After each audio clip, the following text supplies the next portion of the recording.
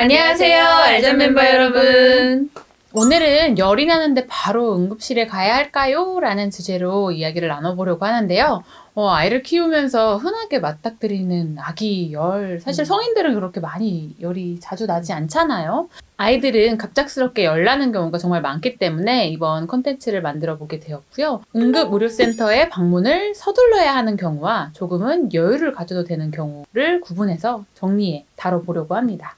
네, 사실 뭐 진료실에서 아기 열에 대해서 정말 많이 말씀드리지만 아무리 말씀을 드려도 아기 키울 때 열 나는 게 제일 겁나는 것 같아요. 아기 때는 뭐 온갖 바이러스 감염이 정말 잘 되잖아요. 대부분 열을 동반하고요.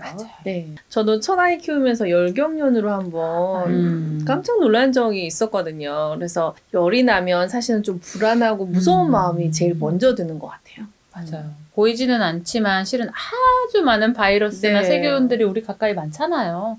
그럼에도 감염성 질환에 자주 걸리지 않을 수 있는 건 우리가 타고난 면역력 덕분인데 아기의 잠도 이런 면역력 증강에 아주 중요한 역할을 하고 있고 잠이 보약이다라는 말도 정말 흔하게 하잖아요. 그만큼 잠이 중요하기 때문에 잠을 잘 자는 것도 아이가 건강하게 잘 자라는데 필요한 그런 조건인 것 같습니다. 네, 맞는 말씀입니다. 면역력이 중요한 거 뭐 먹는 것도 있고 잠을 잘 자는 것도 있고 엄마 아빠랑 손을 잘 씻는 것도 있고 네. 요즘 같으면 마스크를 잘 쓰는 것도 네. 아주 중요한 일이 되겠습니다. 근데 사실 아기가 바이러스나 세균에 감염이 되었는데도 열이 안 난다면 이건 정말 문제예요. 세균이나 바이러스와 싸우기 위한 면역 물질이 분비되면서 열이 나는 거거든요. 네. 그러니까 열은 우리 몸을 지켜주는 좋은 군대인 셈이에요. 그래서 열이 나는 건 불편한 일이지만 열 자체가 위험한 것은 아닙니다.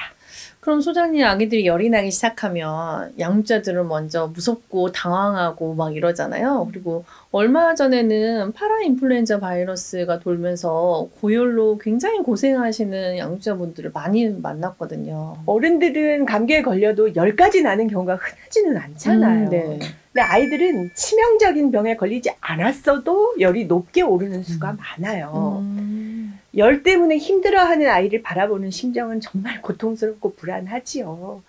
야간 진료를 하고 주말 진료를 하는 병원들이 많지 않던 시절에는 감기가 유행하는 시즌이 되면 열나는 아이를 업고 달려오는 부모들로 아주 한밤중에 응급실이 북새통을 이루곤 했답니다. 하지만 열의 정도가 병의 중함을 말하는 것은 절대 아니네요. 다시 말씀드리지만 열이 40도가 되어도 잘 놀고 있는 아이들이 있잖아요. 맞아요. 열이 높다고 무조건 당황할 필요는 없습니다. 그래서 열이 나도 절대로 해열제를 먹이면 안 된다는 사람들도 또 있거든요. 이거 싸우게 냅둬야 된다. 이렇게 얘기하시는 분들도 있는데 이것도 맞는 말일까요, 그럼 선생님?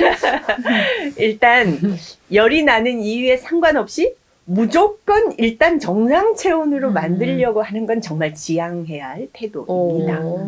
열이 나는 이유가 아직 해결이 안 되었으니 열이 나는 게 당연한데 네.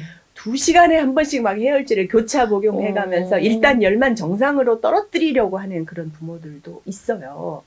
또 입원시켜가지고 주사로 열을 조절하려고 하기도 하고요.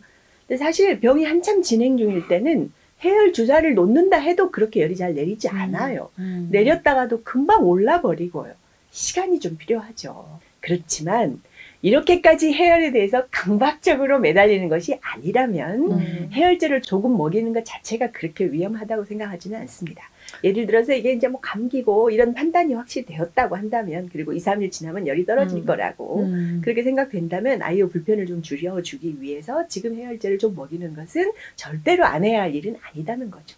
보통 첫아이를 키우는 육아를 하는 양육자분들은 위열만 조금 나도 사실은 병원으로 곧장 많이들 달려가시거든요. 특히 밤중에 열이 나기 시작하면 걱정이 더 커지니까 아무래도 병원을 자주 찾는 것 같아요. 네. 소아청소년과 의사의 입장에서 중하지 않는 병으로 응급실을 오는 걸 보면 안타까울 때가 참 많았어요. 그래서 아주 뭐 애가 처진다든가 경련을 한다든가 이런 위험한 사인이 보이지 않는 아이가 뭐 낮에까지 잘 놀았는데 밤중에 갑자기 열이 난다. 이런 경우에 바로 복잡한 응급실로 달려가는 것은 썩 권장할 만한 일은 아닙니다. 네. 일단 걱정이 되신다면 정해진 용량대로 해열제를 한번 먹여서 열을 좀 내려준 다음에 아침이 오기를 기다렸다가 병원에 가는 것이 훨씬 나은 판단일 수 있어요. 네. 사실 응급실에서 해줄 수 있는 일은 굉장히 제한적이잖아요. 그러니까 맞아요. 오히려 오가느라 고생만 하고 다른 균에 맞아요. 노출될 염려까지 있으니까요.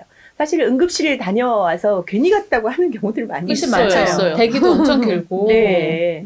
또 이 생각을 하시는 분들이 많은데 열 자체가 뇌 손상을 일으킨다. 이렇게 불안해 하시는 것 같은데요. 열 자체가 뇌 손상을 일으키는 것은 아니고 뇌 손상이 혹시 일어난다면 열을 일으키는 병이 문제인 거잖아요. 그래서 열 때문에 무조건 응급실로 달려가서 서둘러 열을 내려야 한다. 이렇게 생각할 필요는 없습니다. 그러면 열이 나면 아무래도 좀 차분하게 마음을 갖고 좀 관찰을 해야겠네요. 그런데 열이 나면 꼭 병원에 가야 하는 상황들이 있잖아요, 수장님. 그럼 어떤 경우가 있을까요? 아무래도 신생아라면 병원에 금방 가야 되겠죠. 네. 보통 감기에 잘 걸리기 시작하는 시기가 6개월쯤 얘기해요. 네네. 빠르더라도 뭐 3, 4개월. 그런데 한 3개월도 안 된 아이가 열이 많이 난다. 이거는 무슨 일인지 알아보는 것이 현명하고요. 네. 또 해열제를 뭐 여러 번 먹였는데도 아이가 놀지 않고 잠만 자려고 한다. 열이 문제가 아니라 아이 컨디션이 매우 안 좋은 거죠. 네네. 이거는 왜 그러는지 알아보는 것이 안전하겠고요. 또 먹는 것이 완전히 줄어버린다. 이것도 위험한 사인일 수 있겠죠. 또 열과 함께 분출성 구토, 앞으로 확 쏟아내는 그런 네. 구토, 또 목이 뻣뻣해진다든가 이런 건 뭐 뇌수막염을 의심해야 되니까 이때도 병원에 가는 것이 좋겠고요. 열성 경련이 있는데요. 열성 경련을 짧게 하는 경우는 사실 응급실 가려고 하다가 그냥 끝나버리는 경우가 대부분이긴 하지만 일단 경련을 하면 어쩌는지 모르니까 병원에 갈 준비는 하고 있는 것이 좋을 것 네. 같아요. 보통 열성 경련은 병원에 갈 필요 없다고 말을 하긴 하지만 그게 길어지면 그건 또 좋지 위험할 수 않거든요. 있죠. 그러니까 일단은 준비를 하고 바로 경련이 그치면 안 가고 안 그치면 바로 간다. 이렇게 생각하는 것이 가장 안심이 되는 그런 판단이 아닐까 싶으네요. 그런데 그 경련하고 오한하고 헷갈리면 안 돼요. 춥거나 열나면 또 이렇게 떨잖아요. 네. 이건 경기 아니거든요. 경련은 그야말로 의식이 없는 거예요. 눈동자가 이상해지고 의식이 없는 거. 이걸 경련이라고 한다. 이걸 꼭 기억해 주시고요. 또 예방접종을 잘 안 하는 아이가 열이 나면서 많이 아파 보인다 그러면 큰 병일 수 있다는 생각을 해야 돼서요. 예를 들면 예전에는 뇌수막염이라는 병이 굉장히 많았는데 예방접종을 잘 하면서부터 거의 사라졌거든요. 근데 우리 아이는 전혀 예방접종 안 하는 아이인데 굉장히 열이 심하게 나면서 아이 컨디션이 안 좋다. 그러면 뇌수막염도 생각해야 되는 것이거든요. 그럴 때는 병원에 가보는 것이 안전하겠습니다. 오늘 아이 열나는 것에 대해서 좀 다뤄봤는데요. 정말 많이 도움이 될 것 같아요. 특히 자주 열이 나는 경험을 하게 되잖아요. 특히 아이가 6개월에서 한 12개월 사이, 뭐 2돌까지는 정말 자주 겪는데 언제 병원에 가야 할지 또 어떻게 해야 할지 잘 모르겠던 적이 정말 많았는데 소장님의 말씀대로 잘 구분해서 이럴 때는 꼭 병원에 가거나 이럴 때는 좀 집에서 해열제 먹이면서 지켜보면 좋겠다라는 판단을 저희 영상을 통해서 잘 하셨으면 좋겠습니다. 육아를 조금 더 객관적으로 과학적으로 바라보고 싶으시다면 좋아요와 구독을 눌러주세요. 꿀잠은 알잠!